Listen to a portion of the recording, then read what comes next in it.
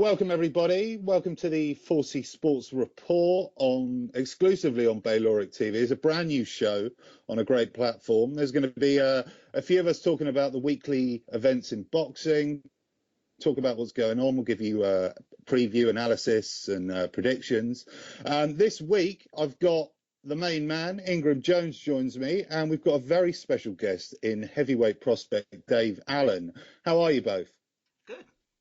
Yeah, I'm very well, thank you. Good. Right, brilliant. Right, well, let's get right into it, boys. We've got a big fight coming up this weekend against Malinaggi and Danny Garcia. Obviously, Danny Garcia has been reasonably active. He's moving up to welterweight. There's been a lot of talk from his father and trainer saying that he's been struggling at light welterweight. And then we've got Malinaggi, on the other hand, who we've kind of used to hearing on the telly doing the interviewing, and he hadn't been in the ring for nearly over a year. And his last fight, he got kind of taken to pieces by Sean Porter. And you know, for me, he's never really done it when he's fought an A-class fighter, if you like. Well, firstly, Dave, what do you think about this fight? Do you think it's credible, first of all? I'm not really sure how Malinaggi deserves a fight with Danny Garcia, really. I know it's Garcia's, like, he's moved up to welterweight, but Garcia is one of the best fighters in the world, really. He's got a few dodgy wins, decisions on his record, maybe, or an error, and a few others. But Malinaggi just now seems to be getting by on his name, and getting big fights off the back of it, really. You know, in the last couple of years, he's beat Senchenko, and shot Judah, yeah, he did well there, and a Cano, and he gave Broner a decent fight, but Broner's not really all that at welterweight anyway. So I'm not really sure how he deserves a fight. But he'll probably go the 12 rounds and lose a wide decision, I would think. I think it's a pretty pointless fight. Yeah. Okay. Well, you say it's going to be a pretty wide decision. I've got Danny Garcia knocking him out mid rounds. Yeah, I have. I've been heavily analysing both fighters, and I agree with you, Dave. I don't think he really deserves this fight. I think obviously his name's been built up on TV. He's been in Blue Bloods, which is quite a popular American TV series, and obviously he's doing commentating all the time. So this being on terrestrial TV in America, it kind of makes sense. And I think for me, it looks like they're kind of setting up Malinaggi to be a platform for Danny Garcia to sort of really break into the mainstream. That's what it looks like to me. It looks like PBC are doing that. I have to cut in here and say that I think Danny Garcia is a decent fighter, but I have to say that his recent performances have not been impressive. I have to say, since he fought Matisse and he had that Matisse fight, that was his high. And at that point, his career should have moved on. It should have kicked on, because that was a big fight. That was a fight that everybody was anticipating and wanting. That fight should have shot him into, for my money, superstardom, because he fought Lucas Matisse, who was knocking everybody out. So, you know, so I thought that would have been the point for him to kick on. And I keep on repeating this. I think Danny Garcia lost something after that Lucas Matisse fight, because since that fight, he has not delivered as a fighter. He's not put on any performances that have been wow, apart from that one guy he dusted up in a couple of rounds, and he should never been anywhere in the ring with him. And Salka. It's Salka. And you know, he's very reliant on that left hook. Very reliant on that left hook, Danny Garcia. And Lamont Peterson boxed him beautifully. And I said that Lamont Peterson would outbox him and it would go to points and Garcia would get the decision. Garcia's now got the reputation, or the tagline of now the gift, because of the amount of decisions he's been getting in recent times. His fight against Malinaggi is kind of like on parallels in some ways with Keith Thurman, because Keith Thurman went and fought Collazo, and everyone's saying, well, you know what, you know, Collazo's a veteran, he's past his best. Even Keith himself said he's past his best. So this is a platform for me to go out there and literally destroy Collazo and make a statement. This Danny Garcia fight with Malinaggi is meant to be another statement fight. If Danny Garcia doesn't destroy Malinaggi, he's got to destroy Malinaggi because of what Porter did to him. If he doesn't destroy Malinaggi, There's going to be more question marks of Danny Garcia, and I believe if Malinaggi can put the jab on Garcia, he's going to make him look pretty awkward on the night. Ingram, how serious do you think Malinaggi is here in this fight? Well, he does a lot of talking. He's done a lot of talking about Pacquiao. You'd think he was trying to talk himself into a Pacquiao fight, saying Pacquiao's career was basically a fraud through performance-enhancing drugs. That's what he's been saying at Pacquiao's door. So how serious he is? Well, he's in shape. I'm sure he doesn't want to get sparked like he did by Sean Porter, but he even accused Porter of being on PEDs as well. So I don't know. It's funny that, because I'm pretty sure Malinaggi's got someone in his camp who's had previous for using performance. Was that Victor Conte, isn't it?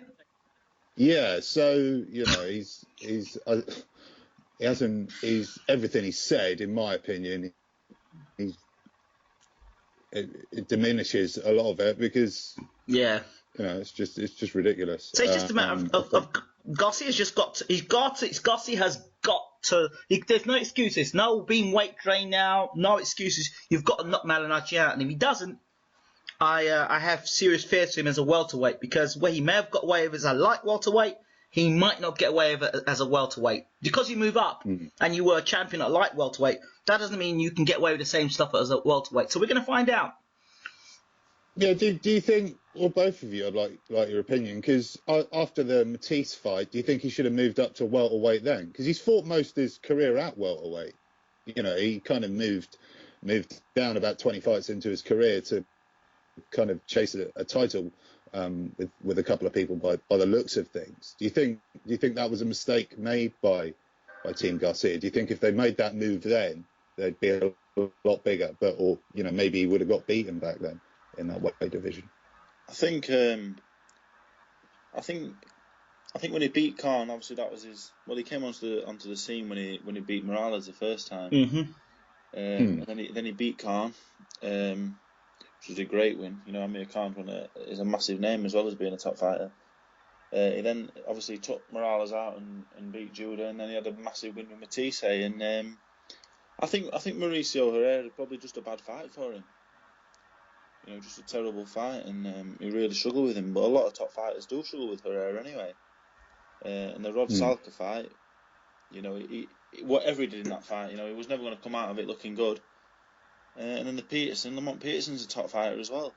So, when you fight in top level competition like that, you not many fighters do come out of them kind of fights, stopping everybody or winning 12 rounds to 0, 11 rounds to 1. Not everyone's Floyd Mayweather beating all the top fighters with ease. So, but I do expect him to look better at 147, and I expect him to look a lot better against an old shot Malinaggi at welterweight as well. Yeah. Okay. So, final predictions from both of you. We'll move on from this fight. Dave, what are you going for? I'd go for Garcia on points. I think Malinaggi's experienced and tough enough, see through the 12 rounds, and I don't think Garcia will be quite the puncher at welterweight. Yeah. And what you got, Ingrid? If there's going to be a stoppage, it won't be by Malinaggi. I would look for Garcia. If he's going to get the stoppage late on, anything between 9 to 10, if there's going to be stoppage. But I agree with Dave. The sensible bet would be to go to points by Danny Garcia. But however, I expect the jab of Malinaggi to give Garcia problems for a few rounds at least. Yeah. Okay. I want to go for a mid-round stoppage for Garcia, maybe as early as 4th round. I see this being an easy night's work. Malinaggi's not the hardest to hit either, and I think Garcia being at 147 is gonna help his power a bit. So let's move on from that fight. Let's move on to the something a lot more interesting. Tyson Klitschko. Obviously, we've got you on, Dave. So this is great to have you on, because you've worked with both fighters. It's very exciting. Did you ever think the fight was going to happen? Because you were in the camp while a lot of people were talking about, Tyson was quite vocal about Klitschko being this, that, and the other, and things like that. What's your initial thoughts on what's going to happen, mate? The fight Quinoff's not really a shock, because Tyson, as good a fighter as he is, a better talker as well, and he was always going to talk his way into a big fight eventually. As long as he kept winning. And I think as soon as he beat Chisora, I think they knew the fight was going to be on. And I think it's a fight he can win.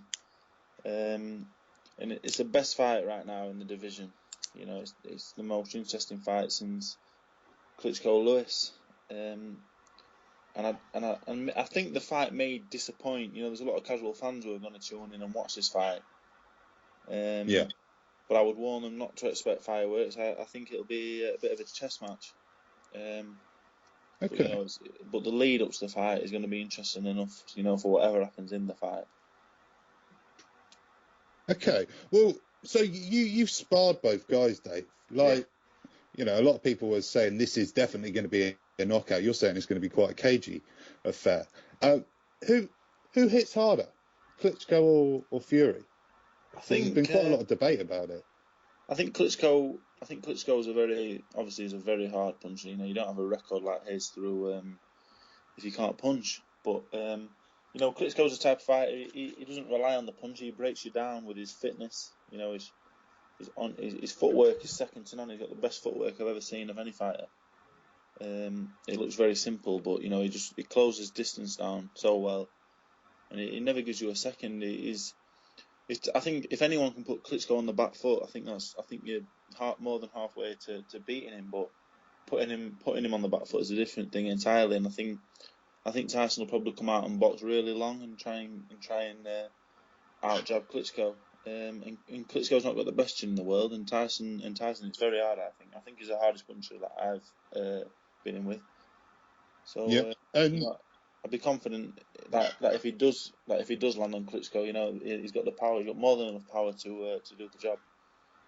Yeah, well, we have seen it before, so I can see where you think that's going to happen. What's your thoughts of the fight being in Germany? Because that's what people started talking about straight away, the points thing. People talk about Paul Smith. You did some great videos with Ingram about that fight, actually, and Germany was quite a hot topic. Obviously, the fight being there. What do you think about that, Dave? It's interesting because Klitschko makes a lot of money in Germany. He's a big name over there. But I think Tyson Fury winning the world heavyweight title is what's best for boxing, for world boxing. I think he's a kind of character that can bring interest back to not only the division but boxing as a whole. He can really get a new audience involved. You either love him or hate him, but you'll watch him either way. But I think if it goes, I think it will be a very cagey fight. But at the same time, I don't think you can have two fighters like that. I mean, Tyson been put down by Cunningham, Parkic, the Canadian fella, and Klitschko's been knocked out a few times, and so I think maybe they're both susceptible to taking shots and going down, and they're both big punchers themselves. So while it may be cagey, I don't see it going to points, and if it does, I don't see it as being an issue anyway. Okay, you think Tyson can win this? Win the long fight. You think this could go to 12 rounds, and Tyson could have, could kind of do what kind of Mayweather did to Pacquiao kind of thing, win it by a wide margin. I think what a lot of people are getting wrong is they're seeing the press conference, and Klitschko almost seems as tall as Tyson, and is big, but when I first met Tyson, I obviously spent a lot of time with him. He's one of the biggest men that I've seen. He's about 6'9", and he's a really big man. And then I met Klitschko, and Klitschko's he's really small. I wouldn't say he's not a small man, but he's small in comparison to Tyson. He's only around 6'4", and he's very lean as well. So I think the long game. Tyson either got to play the long game, or he's got to get in there and make it a fight. Anywhere in the middle, if he stands in range, which is hard for Tyson to do with anyone standing in range really, because of the size of him. But either really long or inside. They're the two ways to beat him. Okay, mate. Well, how important do you think the trainers are here? Peter Fury and obviously Jonathan Banks. How important do you think they are to this fight? I think the most important Peter will come into this fight is keeping a calm head on Tyson's shoulders. I think that's what Peter specialises in. And I know Tyson's got a lot of respect for Peter, and he knows that Peter knows what he's doing. So, Peter will come up with the best game plan. And Klitschko obviously is 100% professional, and I'm not sure really how much Jonathan Banks, how much control he really has. I think Klitschko's his own boss, and I think after nearly 70 fights and 25 defences of the world heavyweight title, he's done and seen it all. So I'm not really sure what Jonathan Banks could bring to the table that Klitschko doesn't already know. But managed to show his influence is hanging over both of them still. Okay, that's very interesting actually, and it brings up a very interesting point. And Ingram, you've spoken to people in Klitschko's camp and people who knew Emmanuel Stewart very well. Mm-hmm. How, could this be one of the things about Klitschko having Jonathan Banks there that could maybe unravel him? If Klitschko's not boxing to orders, and if he's his own boss, like Dave said, that's always a big worry. Well, all you have to do is go back to the Bryant Jennings fight. Just go back to that fight and listen to Banks in the corner.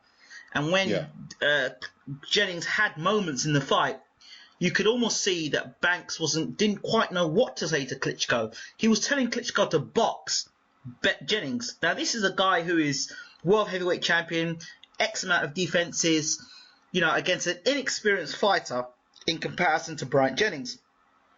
And Banks just says, box him.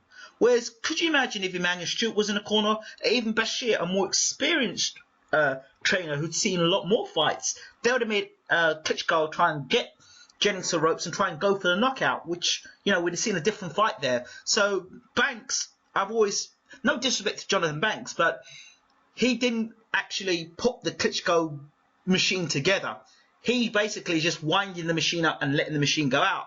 So if there's any malfunctions within Klitschko, I'd like to see how Banks responds to it. And so far, the machine hasn't malfunctioned. But if the Jennings fight is anything to go by, if the machine begins to malfunction, there might be a lot of panic in the corner. And the fact that Bashir is the assistant trainer and Banks is controlling everything, I don't know how that works out in a big fight where it all matters. And, you've got more sort of stability. If you look at the Fury camp, that Peter Fury is the head trainer and that's it. And and I guess Peter's mind, it's how much experience Peter's got at the highest level now. We know what he's done at the lower end of things, but we're talking about now the heavyweight champion of the world and going against him. Will Peter be able to make the adjustments necessary in between rounds? That will be different between Tyson winning the fight and losing the fight. So this can be very interesting between both camps. Yeah. Okay. Well, it's quite funny. We're talking about Jonathan Banks there. He's just moving slightly away from the Klitschko Fury story. Yeah. He's just been at the whole press conference as Dillian Whyte's trainer. Does that? We were talking off record about it there. Does that maybe tell us that Jonathan Banks is a better trainer? If Dillian Whyte's putting his faith in Jonathan Banks, that's quite a big job with the Joshua fight coming up.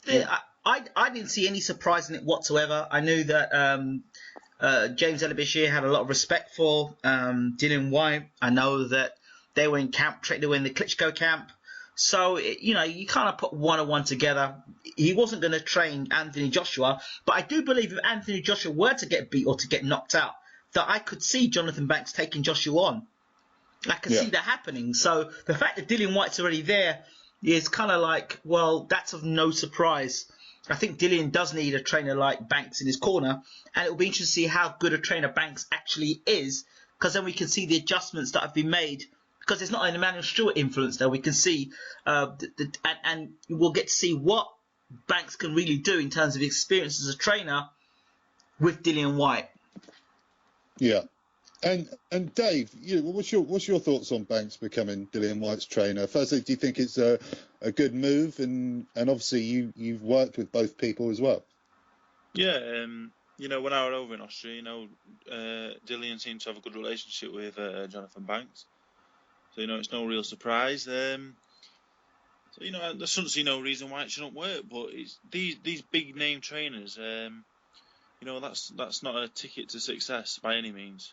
There's been big name trainers that have took on fight and it's not worked. I honestly think there's a trainer out there for every fight, and it just clicks.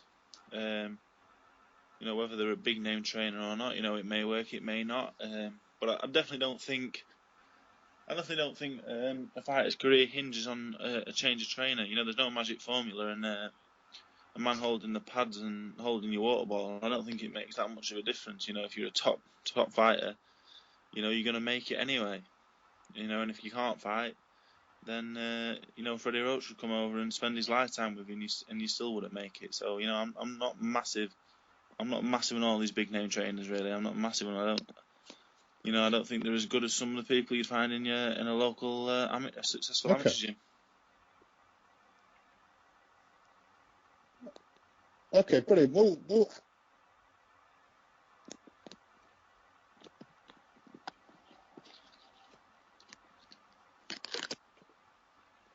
okay, that's interesting. Well, how serious do you think Dillian Whyte's threat to Anthony Joshua is? Obviously, they're scheduled to fight at the end of the year. Dillian Whyte's out this weekend, and then he's out again when Joshua fights Cornish. How serious do you think Dillian Whyte is of a threat to Anthony Joshua and Matchroom's, main fighter, it looks to be like? It's difficult to say. It's the same as Gary Cornish, apart from Dillian beating Anthony as an amateur, he's probably achieved the same as Gary has in his career. So, but Dillian will, and same with Gary, they're both going to come with bad intentions, and they really will want to win because, not only just for the glory and everything, but and Dillian just really wants to beat Anthony. I think, I think it's personal. I think that's shown, on ringside and interviews I've seen. So he's really going to come to win.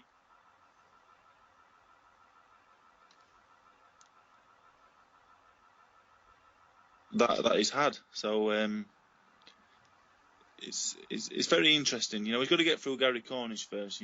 People aren't seeing him as a massive threat, but it's going to be interesting because these two fighters are going to really come and try and beat Anthony, and this is the first time it's happened as a professional.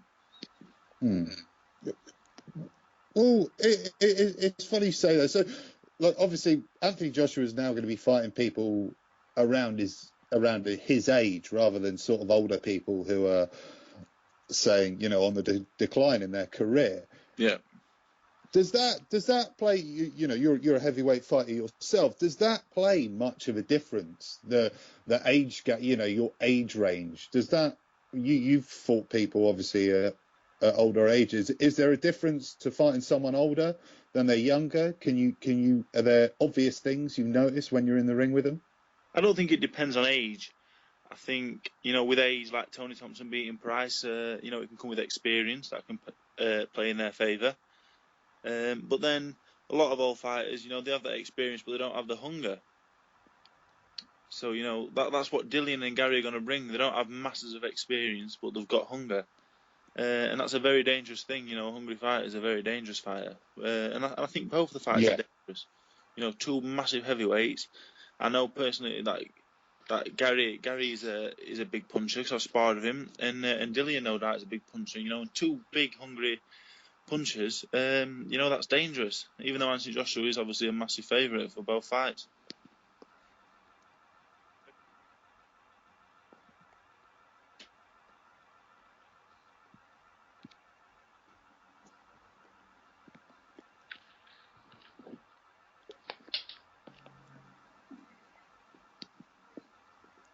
Are you guys still there? We are. Yeah. Yeah. Sorry, I lost you both then. Sorry, I didn't know if you were still talking. No, sorry about that. So sorry. Yeah, my signal was really bad then. So basically, we're talking about that. We're talking about. It's funny you were talking about trainers, and I'm pretty sure you were saying there that you're not that big on trainers and the big name trainers and some of the amateur trainers. What do you make of the David Price situation, Dave? Because Ingram did a show about that, and he was very unhappy about it. What's your thoughts on that whole issue, Dave? Like, obviously, what you said there kind of relates directly to what's going on in David Price's career. Yeah, I don't think I don't think any trainer can put a great chin on David Price. I don't think a great trainer would, put a real fighting spirit there. And I think they're the two things that is missing mainly. But a good trainer can help him technically, and probably could help him get hit on the chin less, and help him not get into a dogfight more. But all this talk of great trainers, it's not going to help a fighter's physical capabilities. So, and I personally think that's the most important thing in a fighter. You can be technically as good as you want. If you can't punch, you're not strong, you haven't got a chin. You're not really going to make it very far. Okay, Dave, let me throw something at you here. I'm going to throw the curveball. If you look at George Groves when he was Adam Booth, and then look at George Groves when he was with Paddy Fitzpatrick, they're two different fighters. I think that comes with age and experience, though. I think you change after every fight. You change a little bit going forward to the next one. If it's a fight that you can really learn from, then you can change as a fighter. Trainers can show you different combinations and different things and give you a different look at things. But as a physical athlete, you're only really ever going to be the same. If you can't punch, you're never really going to become a massive puncher. So I just think there's a lot of things that trainers can't change that's vital to a fighter. Okay. Well, another interesting thing, like I've spoke to you quite a lot about it, Ingram, the mental state of David Price at the moment. Yeah. Like he's been getting in the ring. Like if we look back and, Pete, say what you want about Audley Harrison, but he looked, David Price went in there looking like he wanted to take someone's head off. I don't think it mattered if it was Audley Harrison or not. Yeah. The problems in confidence seem to be from after the Tony Thompson fight. How important do you think that is, Dave, to fight in? Yeah, the mentality is a lot of it. Since he got beat in the first Thompson fight. I mean, I was saying to Ingram, I think when the moment that Price's confidence went was when Tony Thompson got up off the canvas in the second fight. Because I think Price truly believed anyone he hit on the chin, he was going to knock out. And I do think all of David Price's downfalls, are a mental thing. Obviously his chin doesn't seem to be the greatest. But yeah, boxing. I think the main important thing in boxing is your physical capabilities and the mental aspect of the game. Yeah. It's all very interesting. Well, this story goes on with David Price. So Tony Thompson has. Am I right in thinking he's just been found out for doing drugs, performance-enhancing drugs during the David Price fight, the first fight? Is that right, Ingram? Indeed, that's just come out. Oh, I've also got some news that's just come through that George Groves will be fighting Badu Jack on September 12th on the undercard of Mayweather's fight with, what's his name? Berto. Yeah. So that's confirmed now. September 12th on the undercard. Okay, interesting. So coming back to that thing about Tony, you talked to Tony Thompson, right? Yeah. What was the question? Sorry. Sorry. But basically, so you sound like you know a little bit more about it than me, Ingram. Basically, he's just been found out for doing performance-enhancing drugs during the David Price when he fought Tony Thompson the first time. David Price. Yeah. Is that right? That's what I understand. Okay. That's what I understand. I don't know how true it is, but that's what's come out. That's news that's coming out. Okay, all right. First of all, there's some big problems with this story. So how long ago was this fight? This was I don't understand. Well, why is it coming out now? Yeah, why is it coming out now? And how have they done Have they done a drugs test recently to go back to then? Like that's impossible. I don't understand what's going on here. Dave, any ideas? No, I think performance enhancing drugs, I think it's a real problem in the sport. And I would like to say that I reckon 40 to 50% of top level fighters are all on them, if not more. Really? Yeah, and whoa. From what I've been told by people who would know, that is a fact. That is a fact. If you could reel off 10 top name fighters, I would be surprised if at least 6 of them wasn't on the gear. So, it's a sad state of affairs really, but I think it's been like that for the last 20, 30 years, if not longer. Okay, well, I didn't realise the the figures were that sort of high, but that's not surprising, to be honest. That's bad. So basically, with the Tony Thompson thing here, it looks like he's obviously tested positive for some substance or other. If this story is true, I don't know what's going on here, but. And then the paperwork's been hidden, or the test results have been hidden, and they've been found now. That can be the only sort of thing what's happened. Does that sort of thing go on, Dave? Do you think people lose test results, and obviously if this amount of people are getting on, somebody in the drug testing and on the British Boxing Board have to be on some sort of take here. Well, we live in I think we live in a very corrupt world as it is. And then I think the industry that we're in the boxing industry, I don't think there's many more industries that are more corrupt than boxing. And there's a lot of fighters that are quite clearly taking performance-enhancing drugs, but I think that they just make too much money. They make too much money for them to be out with. They make too much money for the higher up. So as long as they're making money, it's not going to be called out. Yeah. And it's sad, but that's just how it is.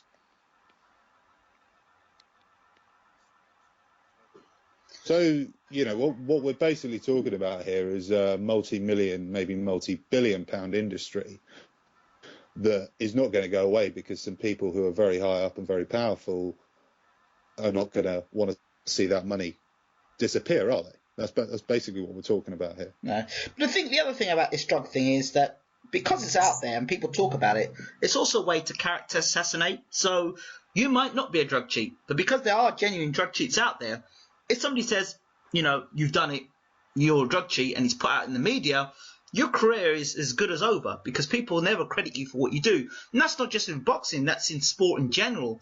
And sometimes when I hear these stories, I kind of wonder, I always ask myself, did they really do it? Or is there some other political motivation behind it? Always ask the question because, we don't live in a straight up world. Okay, well, Dave, I want to ask you something here about this.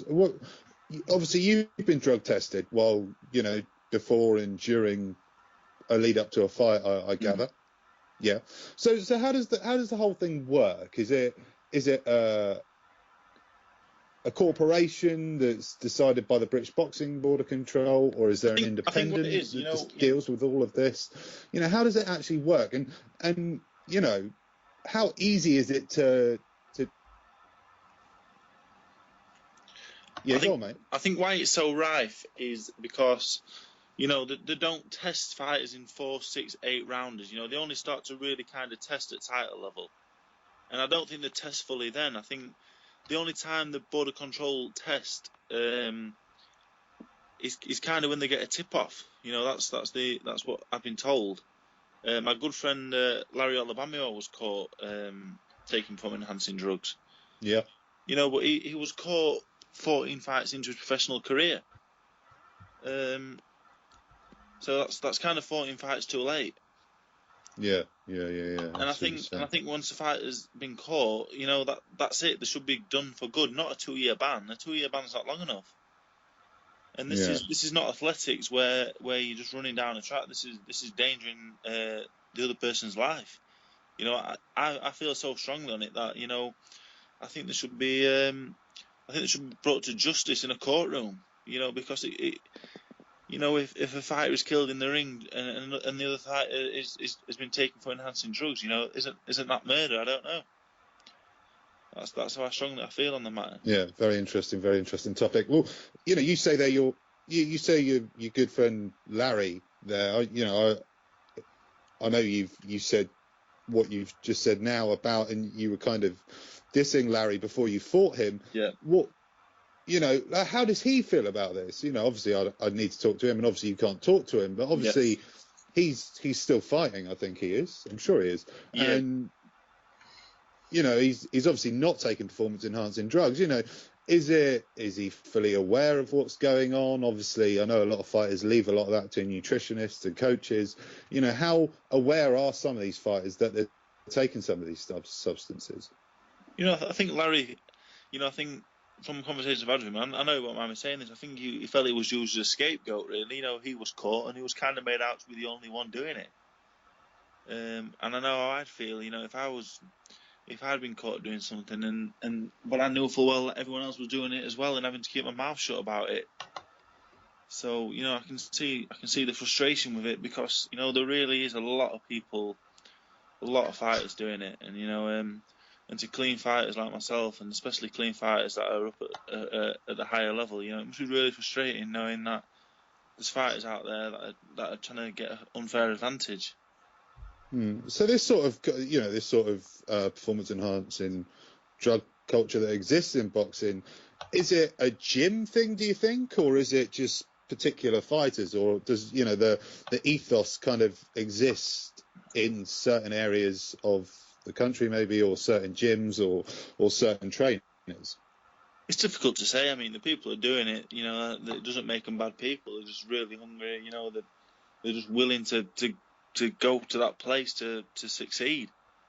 It doesn't make them bad people. They're just trying to succeed. And Kid Galahad just got a 2-year ban as well. Yeah. And I know Barry, and he's a really nice bloke. And it's the last thing you'd expect. And obviously he's saying it's not true. So you don't really know anyway, because the only person I know who's ever come out and admitted it is Larry himself. I've never. The amount of, like, Roy Jones tested positive, so did James Toney, and lots of other. Shane Mosley was caught a few times, and his son. And it's just swept under the carpet, and it's really frustrating because the known drug cheats. Yet Evander Holyfield must be the worst drug cheat of all time. Should all his fights have been made no contest. So it's frustrating to see. Yeah, it is. It's a lot of. Took it onto the Boxing Hall of Fame and things like that. But so this is I wasn't expecting to talk about this on this show, but it's come up. Do you think there's I hear Eddie Hearn saying a lot. He's very keen on the drug thing. I don't know how serious he is about that. About surprise testings and things like that. What do you think? You're a kind of younger fighter compared to what it used to be like, Dave. How do you think there's any hope? Do you think there's more people with your mindset who want to be clean? I'd like to think so, but as long as there's money involved and glory, then people are always going to take that chance and do that, and try and get that advantage because of the money that's involved, especially high up in the game. So I think as long as there's professional sport, there'll be participants taking performance enhancing drugs. So and that's just the sad truth of it.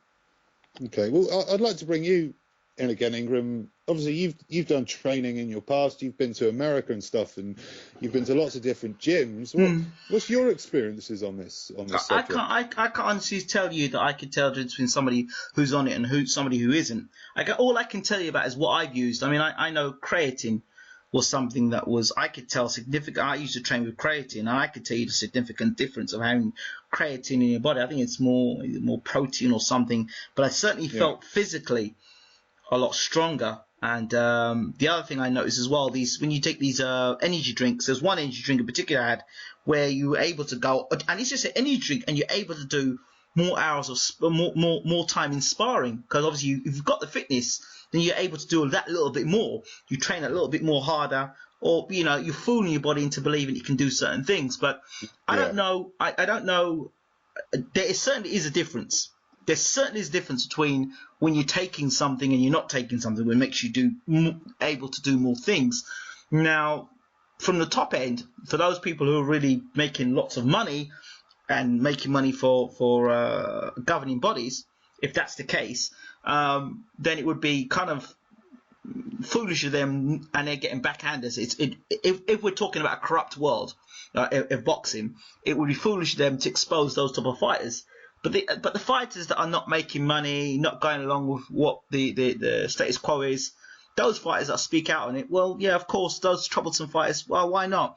We can use them as an example to show that, you know what, we do clamp out drug cheats. So these people coming out are probably examples rather than the rules. So probably there are more drug cheats in there than we're led to believe. But we've got to actually see that something is being done and certain people are being exposed. So just look at the profile of some of these people who have been exposed. But then who knows? As I said, it could be a political thing once again. Well, we've had Dillian White, who's recently come off a ban, and Kid Galahad. They're quite big, young, exciting British names in the world of boxing. Yeah. You know, do you think Britain, from what I hear in the research I've done, the UK's kind of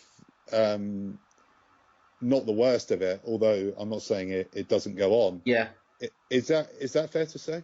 Okay, let me throw it another way to you. Let's give you an example. Let's say that you're a boxer, and you're top end boxer, and you got to pay a certain amount of sanctioning fees to a body, and you decide, you know what? Hey, I ain't paying you all this. And I say, listen, you don't play the ball, then there's certain things we'll do to screw you over. Oh yeah, what are you gonna do?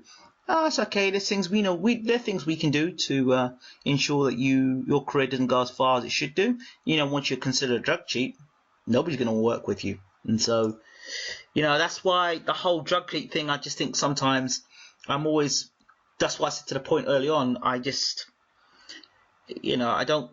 always want, unless I'm in the room and I've seen it myself and I've been part of the actual process of the drug cheating and all that stuff. It's very hard to say someone's a drug cheat. You're just taking one person's word from another person's word, and unless you've shown me the process from beginning to end and said this is it, this is legit, this is the drug, this person is a legit drug cheat, then I've always got a suspicion about it. So I'm not saying there are not drug cheats out there. I'm not saying it's acceptable, but what I am saying is that I don't believe everybody that's stamped with the whole drug cheat thing is a drug cheat. That's what I will say. I think there's some innocent people that get caught in it for other reasons. I see what you mean. I do see what you mean. So, well, I didn't expect to go into that, but very interesting. But just the figures you talk about there, Dave. You really think that? You were saying if I could give you a list of, I'm not going to name 10 world champions, obviously, but yeah. Would you really say that it's 5 to 6 of them will be using something? That's half or over half. This is what I've been told by people, who would know, and this is not my opinion. This seems to be coming from their fact. So and it's very believable. Like when you reel out the names that have been caught in the past, like Tony and Mosley, then it's pretty clear to see if they can do it. Then why can't the fighters of today? It's probably more right today because there's more of it around and there's better ways to try and cover it up. Let me throw something else into the mix. I'm just going to be devil's advocate, and you've got a fight coming up. You've got Sugar Shane Mosley who's going to fight Mayorga, correct? Yeah. I do believe that one of Mosley's plans was to have his son and him fight on the same night. I believe that they would be making history doing that. Correct? Yeah. His son's been done for speed, though. I'm not sure if it's a performance enhancing. Right. Well, he's been done for something or the other. So that kind of, what's the word? Kind of puts a black mark against that fight now, because it's not because of Mosley. We know Mosley's already done it, so that brings up the whole thing about Shane Mosley's past. And then you've got his son, drug cheat as well. So you've got that there so you've got that there. And if you look at the same night, you've got Abner Mares fighting Leo Santa Cruz.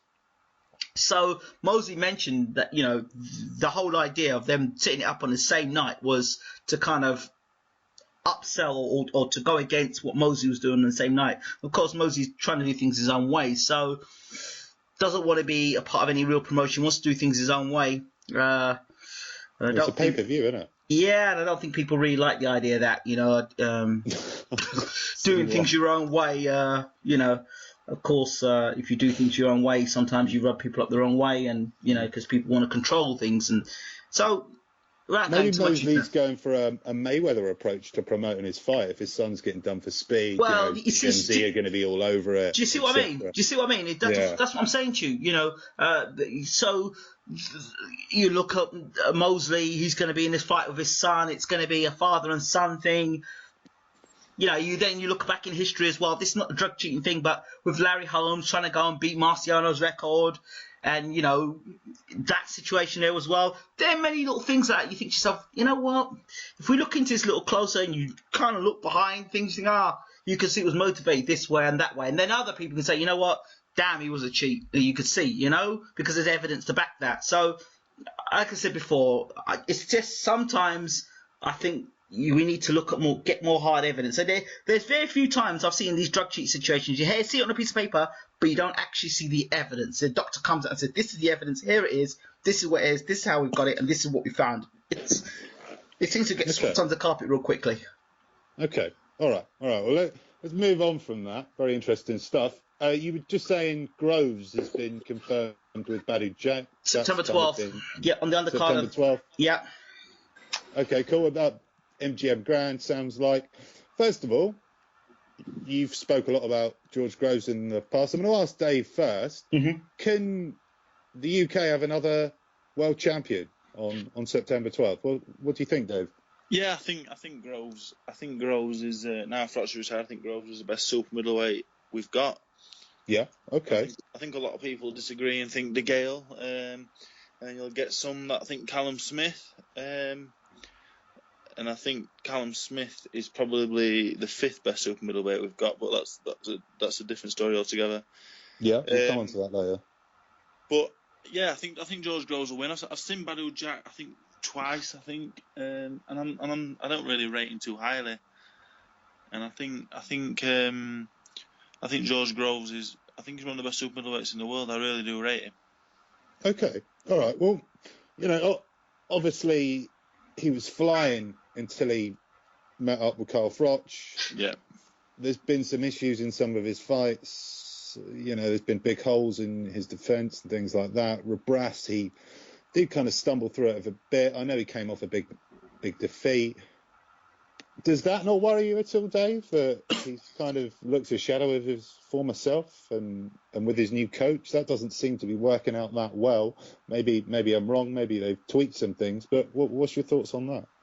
I think he's a really good fighter, and I don't think he'll become a bad fighter overnight. He's not old. He's only really a young fighter, and you know, Rebras. I don't think Rebras is a great fighter, but he's very tough. You know, he's going to make a hard fighter for anyone because he's going to be there for 12 rounds. And then he came back and he knocked the American out, I think, after that. So, you know, he got beat with Froch twice. The first time he was winning. The second time I thought he was winning comfortably, and without the big shot, I think he'd gone on to beat Groves rather easily. And I think he'll beat Badu Jack, and hopefully he goes on to fight De Gale again, because I think that's the best fight in the division, because Andre Ward looks like he's happy beating up Paul Smith and calling out middleweight. So, you know, I don't know. So, Ingrid, what's your thoughts on? Obviously, the news has just come out. Look, George Groves, should he lose against Badu Jack, his career is in tatters, because that's 3 world title fights and 3 world title failures. Wherever way you look at it, that'd be 3 world title defeats. Truth be said, he hasn't looked good against Paddy Fitzpatrick. There's one thing liking George Groves and admiring some of the things he does well. He does punch hard. He does move well. I think he moved better with Adam Booth. This version against Paddy Fitzpatrick, he's come off a knockout defeat to Froch. He's come back and had the fight against Rebras. He looked okay. We'll see. Okay, fair enough. You've come off a knockout defeat. You've done well. You've gone 12 rounds. He's then knocked out the Mama's boy. He didn't look great in that fight. He didn't look great against Rebras. He's now going into a world title fight, and he hasn't fought since he fought on the Tony Bellew, Nathan Cleverly build. That's a long time ago. Now to go straight into a world title fight, we've been out of the ring almost a year, almost. I don't know, but that's a long time out, and a guy that, you know, is struggling to make super middle. You know, there are some issues there. George Groves, if the fight was a 6-rounder, I'd back George Groves probably be the best super middleweight in the world. But it isn't. It's a 12-round fight. And if Badu Jack can take Groves into the second half of the fight, then you've got to have concerns about Groves' stamina, his lack of defense. And it seems after 6 rounds, even when he was with Adam Booth, he seems to tire. So if Groves is going to win this fight, I'd like to see him do it in the first 6. And he's got to win this fight. He really has got to win this fight, because if he loses this fight, where does his career go? Yeah, he's scampering around for a British title or something. That's like it. that. Yeah. Pick up on something you were talking about there, Dave. You're talking about your top 5 super middleweights. Obviously, Callum Smith is being talked about a hell of a lot. He's been very well promoted by Sky Sports and Matchroom. He fought Rabras recently. You say he's the fifth. A lot of people are saying he's better than Groves and De Gale put together, especially Eddie Hearn and Tony Bellew and all those very close to Callum Smith. Well, what's your thoughts on the super middleweight scene? I think Callum Smith's probably the 3rd best super middleweight in Liverpool. Okay. So I don't think he's as good as Paul Smith, and I don't think he's as good as Rocky Fielding. Okay. You know, time may tell. You know, he may go on to win all these things, but I just don't think he punches hard enough at the top level. I don't either. I've got to agree with you there. There was something about Rocky Fielding, the way he dismantled Vera. I think before the Vera fight, Eddie Hearn seemed quite happy to put the 2 guys together and get them to fight. After Fielding blasted Vera out, he's like, no, I don't really want to put you in the ring with Callum Smith, because there's a possibility that you may upset the apple cart. So let's pull you guys apart and let you go separate directions, you know? So I think Rocky Fielding's better than Callum Smith. Punch power alone, you know, he looked really good against Vera. Okay, and so what else have we got in there? Super middleweight is kind of opened up now. Now we've got, like, we're talking about Andre Ward there. We don't know what's going on with him. He was calling out Golovkin, and from what I hear, Kovalev is what everybody wants on the Ward team and on the Kovalev team next year. What you were talking a little bit about Andre Ward there, Dave, and him fighting Paul Smith and things like that. You know, if basically, like Andre Ward, he's kind of a bit of an enigma almost. I know he just fought Paul Smith, but all respect to Paul Smith. What? It's all a bit confusing. I don't know what you guys make of this. He's calling out Golovkin, and then Golovkin's now fighting Lemieux. It looks a bit, you know, there seems to be communication issues, and there always has been, to be honest, within Andre Ward's camp, in my opinion. What do you make of it all, guys? I think Andre Ward's similar to Mayweather, apart from Mayweather's just marketed himself really well, because Mayweather's he's obviously a great fighter, but he's a very boring fighter, the same as Andre Ward. But Andre Ward seems to have the personality of a tree. So it's hard.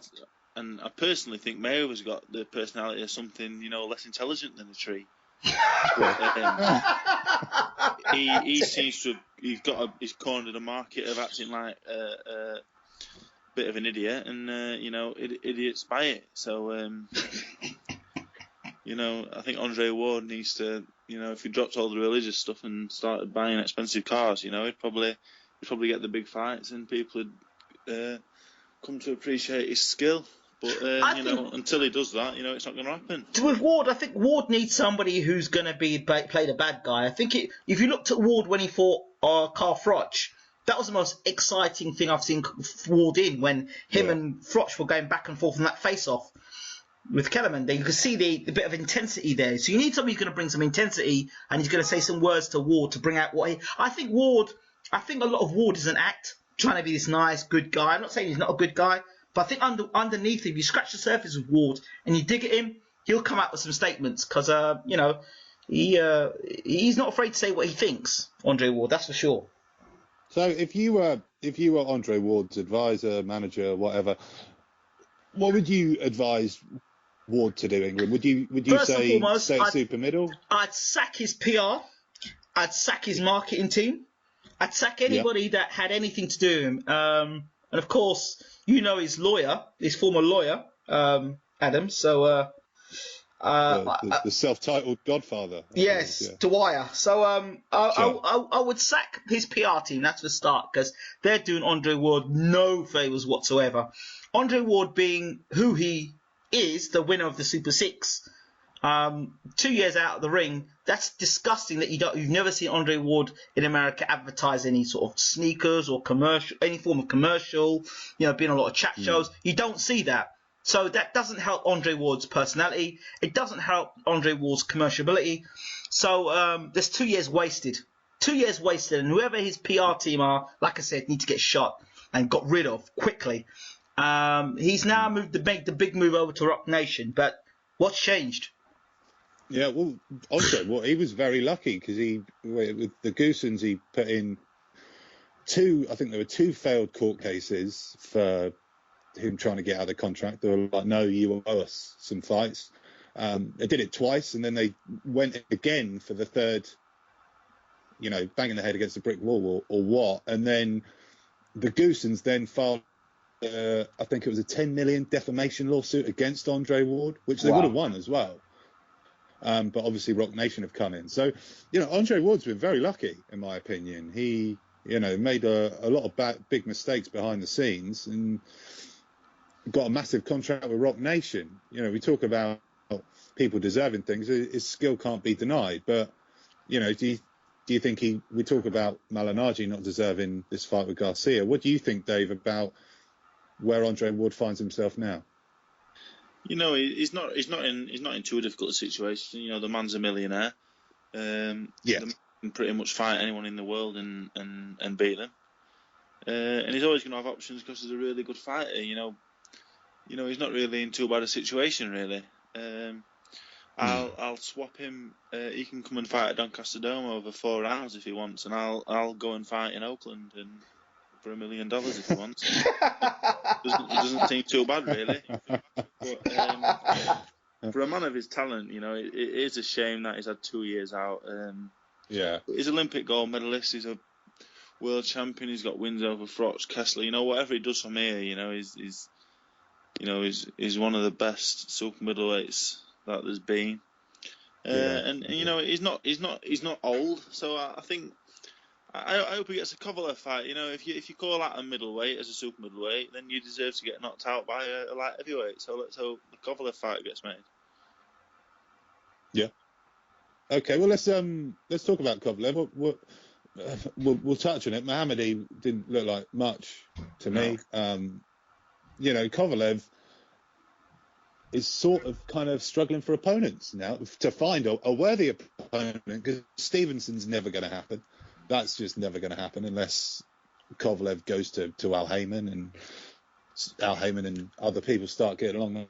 That's never going to happen. But, people are talking about this, trying to get this Pascal rematch going. No one needs to see that, in my opinion. I thought Kovalev dealt with Pascal quite comfortably. And Pascal, on my scorecard, lost the fight by a round against Gonzalez. Kovalev and Ward kind of need each other now, in my opinion.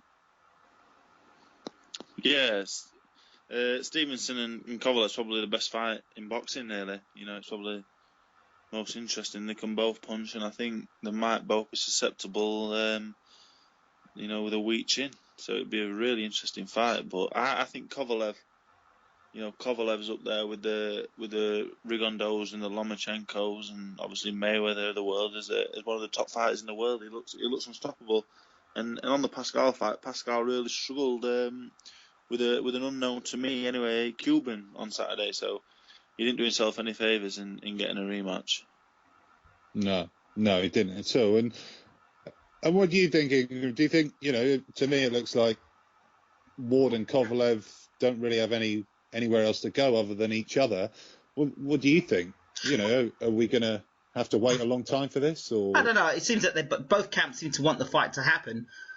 But again, it'll be another breakout fight for Andre Ward, who we're going back there again. Should he beat Kovalev, then he starts again being the superstar of boxing. If he doesn't get beat, if Kovalev eats him up, and the thing is, I think Ward's in a difficult situation in terms of, he says he can't make light heavyweight anymore, super middleweight anymore, so he's going to move up to light heavyweight. But those guys at light heavyweight are coming down probably from cruiserweight. So what is Ward going to be like getting hit by a guy like Kovalev? That's the question, because you've seen how powerful Kovalev hits. And, Daniel Boone is a big puncher at, super middleweight or super middleweight. But, you're not going to get hit by Kovalev. And John David Jackson said, listen, he's a great fighter, Andre Ward, but his chin is suspect. And I just think that if he takes a fight against if he gets hit by Kovalev, not Karl Froch, by Kovalev, it's another matter altogether. And is that a fight that he really needs at this minute in time? I don't know. But I think it'd be a great fight. Okay. But is it a fight that he needs? Okay, interesting. Well, let's move on to Golovkin Lemieux. That's been signed. I'm really excited about this fight. I think this is good. I think, you know, Golovkin's done the best thing he can. He's unifying some titles. He can't get hold of Cotto at the moment because the Canelo thing that could drag on till the end of the year. What do you think? Like, some people have been dissing it a little bit, saying, you know, I have it quite a close fight. I think Golovkin's highly overrated in my opinion. First of all, what do you think, Dave? I think it's a 1-round fight. I think if anyone... Really? Okay. Yeah, people have been lasting, you know, rounds with Golovkin, and not many rounds by running. You know, Lemieux's going to come straight on to Golovkin. And, you know, Golovkin's not just this massive puncher that people have been talking about can really box. And, you know, I think it's not going to take long before, you know, he lands on Lemieux, and that'll be it. It'll be over. You know, I can't see it lasting more than... I'd be surprised if it goes past the second round. Yeah. Okay. Ingram, you were talking about on your show the other day that Golden Boy should probably maybe protect Lemieux a little bit more. Are you surprised that they're chucking Lemieux in there with Golovkin? Well, I guess they've got nothing to lose, have they? I mean, you know, they'll just bank on the fact that, you know, Golovkin is still relatively untested. They think that maybe if Lemieux can land on Golovkin or knock Golovkin out, that's the hope. I guess you're not expecting Lemieux to win the fight by points or by outboxing Golovkin. And for me, this is the first opponent Golovkin is going to be fighting that actually has bad intentions. He's got a record of knocking people out, and he comes with intentions to knock people out. He actually comes with some form of intention to knock you out. The only problem with Lemieux is, a lot of people point out, is his chin. But I would say, yes, his chin. And look, this fight, all I want to know is Golovkin can give it, but can he take it from a big puncher? A guy who's coming to knock him out. You know, that's all I want to know. If Golovkin knocks him out in 3 rounds, great on Golovkin, and he deserves all the credit in the world for taking the fight against a dangerous puncher in Lemieux. But that's all I want to see. Lemieux comes with his flaws, and his biggest flaw is his chin. So, but I'd like to see Lemieux go out there and really put it on Golovkin. And if Golovkin can take Lemieux's best punch, then oh my God, we've got a real talent on our hands. Okay. So moving on, well, I don't know whether it's light middleweight or middleweight at the moment. Cotto Canelo, there's been talk about that at the moment. They're going to move the date again because there's another fight, and I think when they've crunched the numbers, they could do better on another day. First of all, what I really want to talk about, who do you both have winning the fight? I don't want to go too much into the politics of it because that's going to drag on for a while, so we can talk about that on another show. But in terms of the matchup, who do you like in this fight, Dave? I think Alvarez had finished Cotto's career. I think I'd expect him to stop him. I think he's bigger, stronger, faster. He's definitely a lot fresher. And Cotto's really. He started off as a light welterweight. He's kind of a welterweight, kind of masquerading as somewhere in between light middle and middleweight. And I think that'd show against Alvarez because. There's difference to the fighter that boxed Mayweather now. He seems like a more rounded fighter, and I'd expect and I would hope that he would beat Cotto and end the farce, for good. Yeah. Okay. It's clear what you think about him there. So them holding a belt at middleweight. What's your thoughts on that, Dave? It frustrates the hell out of me, and I know it does Ingram. What do you think about that mess? Yeah, it's just crazy. The middleweight champion, should be weighing 11 stone 6, or he shouldn't be bringing fighters down to 11.3. That's not a middleweight title fight. That's a fight at 11 stone 3.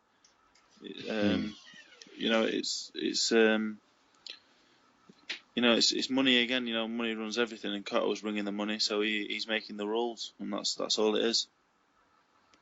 Yeah, and Ingram, who do you have winning this fight? Canelo. I really hope Canelo goes out there and shows he's a top light middle, whichever you want to call it. It's for the catchweight championship of the world, And that's what it is. You may as well fight for the. You may as well do what Sugar Ray Leonard did when he fought Danny Lalonde. He fought for the super middleweight championship and the light heavyweight championship. So why not put the the light middleweight championship and the middleweight championship in the world, put them both in the same for both belts on the night, and then have whoever the winner is.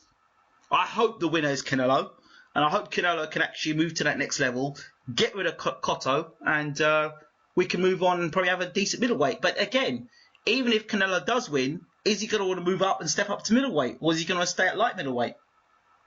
So we've still got a problem, because if Canelo beats Cotto, then what is he? Is he the middleweight champion of the world now, when he's still light middleweight champion? Do you think there's too many weights these days? Too many weight divisions? Do you think they should cut it down a bit more? I know when they added all the divisions.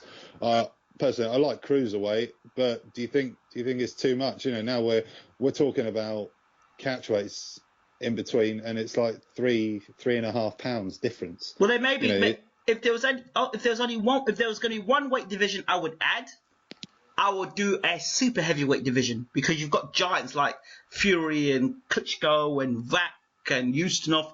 Those guys should be in a division by themselves. And then have like a heavyweight division. Then you've got guys at 6'2", 6'3", and your normal heavyweight size. That's the only division I would add if I was going to add a division. Yeah. But other than that, and then if the heavyweight champion of the world wanted to fight the super heavyweight champion of the world, then you'll find out if size matters or not. That would be intriguing then. But that is intriguing, yeah. That would be intriguing, but otherwise, I wouldn't want to see any more weight divisions. And sometimes these weight divisions are excuses for people, because when there was just a middleweight championship of the world and a heavyweight championship of the world, you had to make weight. That was it. Simple as. Yeah. So okay. I don't know. All right. Well, finally, this is the probably the last thing we're going to talk about. Something that's kind of coming up quite a lot about women's boxing, and obviously there's been the Katie Taylor thing in Ireland, whether she should be on the bill or not, and then Billy Joe Saunders made some silly comments, and we've got Ronda Rousey, everywhere you turn you see her face. Obviously women's boxing here, it doesn't get a lot of exposure, and it's coming up a lot more now, and then obviously you've got this UFC lady trying to get on the act as well. Basically, my concern for women's boxing here is that they're going the wrong way about trying to grow women's boxing, and the Ronda Rousey thing has kind of been a big kick in the teeth to women's boxing, whilst you've done interviews with Ava Knight yourself, Ingram, about how hard she's found it. With people talking about women's boxing more and more, there seems to be big issues with how they're dealing with it all, and a lot of inexperience. It would be great to get your thoughts on this, because it's a very, very topical subject at the moment. I think some woman in boxing has got to do what Mayweather's done, and start their own corporation and have women fighting under them, and basically say, well, you know what, I'm going to be the flagship for women's boxing. And they may have to do that, that's the way they have to do it, and call out some of these promoters straight out and say, are you going to support me or not in what I'm doing?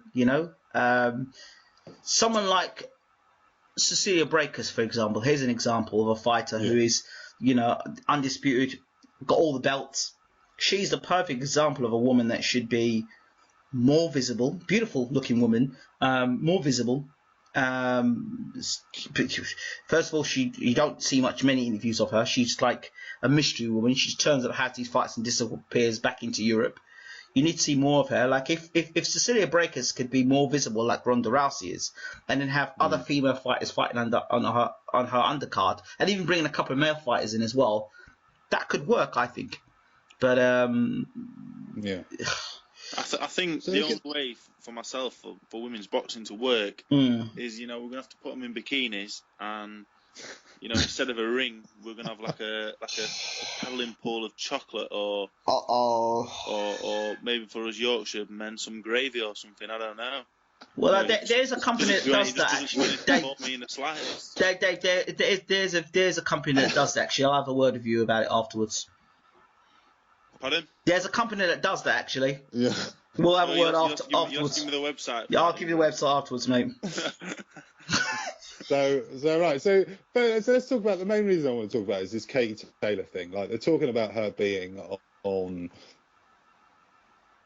this on the Billy Joe Saunders, and Frank Warren's quite against it. Once looking a little bit more into it, obviously Katie Taylor's an amateur as well. Yeah. You know, the professional fighters, should they not be being involved there?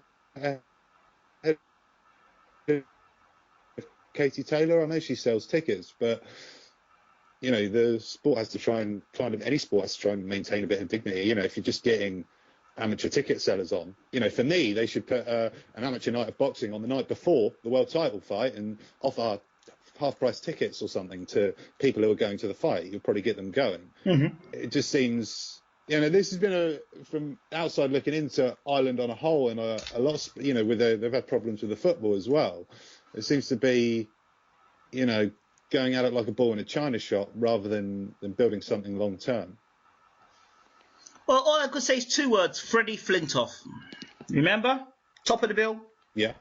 Former cricketer. Oh yeah. Remember that? Oh yeah.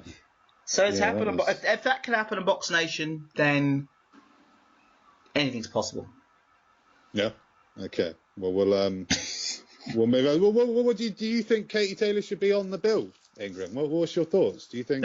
Listen, it's not for me to say whether she should be on the bill. Or, if she's going to be on the bill, yeah, she should be on the bill. If she's making a professional debut, yeah. Okay. If she's making a professional debut and she's not fighting in the Olympics, then and she's not going to fight at Rio, then she should be on the bill.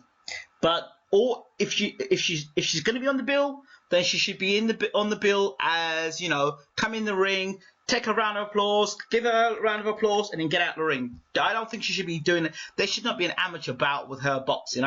What's the point? What are you doing? Then why don't you just do other amateur bouts? Why does it have to be just Katie Taylor that does that? Then why don't you have a whole night of Irish boxing on as well? Why Katie Taylor? Put all the rest of the amateur boxers on the same night. Do that. Yeah. But we know that doesn't quite work. So, you know, I don't know if that's such a good move. No problems with Katie Taylor getting in the ring and boxing and then making a professional debut. That's great. But the fact that she's working so hard to get to Rio in 2016 sounds pretty odd that she'd be having a fight, you know, an amateur fight. But who knows? I don't know. Amir Khan had an amateur bout against Kinderlin, if you remember. Yeah. Didn't he? He had an amateur bout that was televised to get revenge over Kinderlin. Yeah, I'm pretty sure. He Yeah. did. So a lot of his amateur stuff was on TV, to be honest. Yeah. But yeah. Okay. All right. Let's move on. Well, let's end the show. I want to briefly talk about it. Tommy Coyle fights Luke Campbell this weekend. Personally, I've got a very easy night's work for Luke Campbell. What do you guys think about it?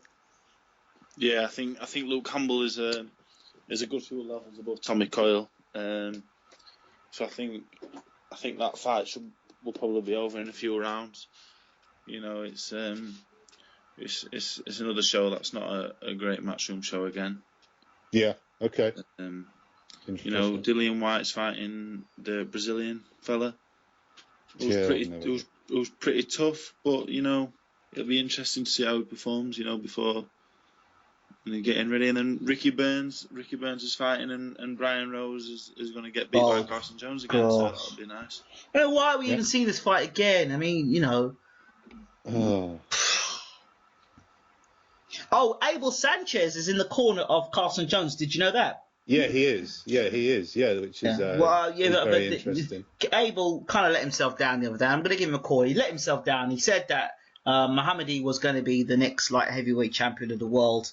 I couldn't believe he had the bold-facedness to look on the TV camera and say that he believed Muhammadi was going to beat Kovalev. I mean, I know you're backing your fighter, but to say he's going to beat Kovalev was stretching it a bit, you know. Yeah, he's well, the other night he was in the corner for pretty much like 80% of the card. Yeah. So, busy night's work for him. You talked there, Dave, about not a very good card by Matchroom. Yeah. Matchroom, they were going kind of from strength to strength last year, but they seem to be kind of stuttering at the moment. Let's talk about this card. What do you not like about this card personally? Just don't think it's the most competitive card. Luke Campbell and Tommy Coyle, they're both from Hull. Yeah. They weren't both from Hull. Everyone would be saying it's a mismatch and it's a terrible fight. Good point. Ryan Rose and Carson Jones is a mismatch, only that the home fight is the one who's out of his depth, I think. And the rest of the fights, if you go down the card, Dillian Whyte, it's a heavyweight fight, so that interests me personally, but I don't know about anyone else. Yeah. And then Ricky Burns is fighting a nobody, and then the rest is just 4 and 6 rounders with the prospects and fighters from Hull. So, as just someone who's watching it who has no real interest in any of the fights, it's not a great show at all. None of them have me particularly interested. So, and I'm a big boxing fan, so. I have something to share with you guys that might be of interest. Eddie Chambers is on Twitter, and he's basically asked the question, who the better trainer would be for Dillian Whyte, James Ali Bashir or Jonathan Banks? And he asked me what my thoughts were, and I said that I would go with James Ali Bashir for sheer experience. And Eddie Chambers turns around and says Bashir is a great move for Dillian Whyte. So he didn't have much to say about Jonathan Banks. Interesting. Very interesting. Dave, what do you think of that? Yeah, I'd agree, but at the same time, Eddie is obviously a little bit biased, having had Bashir train him in the past. So, but at the same time, I would agree because Bashir's got that experience, and Jonathan Banks. I don't know. It's difficult to say because Jonathan Banks in 20 years' time, he could have, he could be the best trainer in the world. I don't know, so it's difficult. He could. Yeah, Dave, you were quite tight with Eddie Chambers. Who's Eddie Chambers training with at the moment? He's over in America right now, but I spoke to him the other day. He's got plans on coming back to England. Really? Yeah. He could be. I think he's got a fight late September in America. Tune-up fight were his actual words. So I'm guessing, maybe an 8-rounder against maybe a lesser-known opponent, and then when he gets a bigger fight, I think we may see him back over with Peter in Bolton. Eddie was saying that he would train with Bashir in America, and he would train with Peter when he's in the UK. Sounds pretty good to me. I had one little session with Bashir. I sparred Klitschko, and then when I got out the ring, Bashir took me on the pads, and it was I was only there with him for like 20-30 minutes on the pads, but you can see he's got a wealth of experience. So I really enjoyed that. Excellent. How well do you reckon Eddie can do, Dave? Now he's back. Now he's got a bit of money behind him by the looks of things. Do you think he really can challenge for a world title here? I think if he's guided the right way, I think he can be guided to a fight with Wilder. Yeah, I don't think there's no reason why not. He's only 2 or 3 wins away from getting a Wilder fight, and I'd like to see him fight Chris Arreola. Have another fight and him fight Chris Arreola, and then the winner fight Wilder. Whether he can beat Wilder or not, I don't know. Eddie's a million times better fighter than Wilder, but he's also 7 inches shorter. So apart from if Eddie was a little bit bigger, he'd probably been heavyweight champion of the world by now. But I've got my fingers crossed for him. I think he's got a chance. If he gets the Wilder fight, he's got a chance. Dave, what do you think of Eddie fighting Shagayev, for example? Yeah, I think Eddie beats Shagayev, but I wouldn't be in a rush to go over and fight Shagayev. The same, I wouldn't be in a rush to go over and fight Povetkin. Yeah. Eddie's not really going to stop. Eddie's not really going to stop these fighters. Eddie's not the biggest puncher in the world. He's going to win these fights. If he's going to beat these fighters, it's going to be on points more than likely. And his chances of beating a Shagayev and a Povetkin on points, even though he's already fought Povetkin, but if he were to again, the chance of winning on points, in Russia is slim to none, I would guess. Very interesting. The heavyweight division is definitely a hell of a lot more interesting at the moment. That's I'm sure you two agree, which is it's good for everyone at the moment because kind of gets everyone involved, the heavyweight division. So finally, Dave, just before we end the show, let's talk about what you've got coming up. Are you out on the 12th of September? It's the 29th of August now. It's been moved forward. Oh, okay. So yeah, I'm out Doncaster Down. It's possibly Kamil Sokolovsky, who's boxed Dillian White. He's got a draw with Dominic Ogunlari and a win against Adam Machard. So, you know, after 15 months out, that'd be it'd be a good fight to come back to, I think. So how do people get tickets about that fight, by the way, Dave? Pardon? How do people get tickets for the fight? You know, you just get to me on Twitter, Facebook, Instagram, you know, wherever. You know, I'm not hard to find. So, you know, yeah, I'm here. Even my friend on YouTube who leaves the comments, Rick D or Kyle D. Kyle D. Sorry about that, Kyle. Yeah, he's welcome to come as well. So, I'll even stay in my ringside seat and I'll come and see him afterwards. I'm sure he would enjoy that. Okay, well, I think that's all from us, guys. Dave, thanks so much for coming on. Thank you, Ingram. Thank you. Everyone listening, this is going to be going on every week. Subscribe, check out all the other interviews going on between all of us, and check Dave for tickets. Thanks very much, guys. Cheers for that. Thank you. Thanks. Right.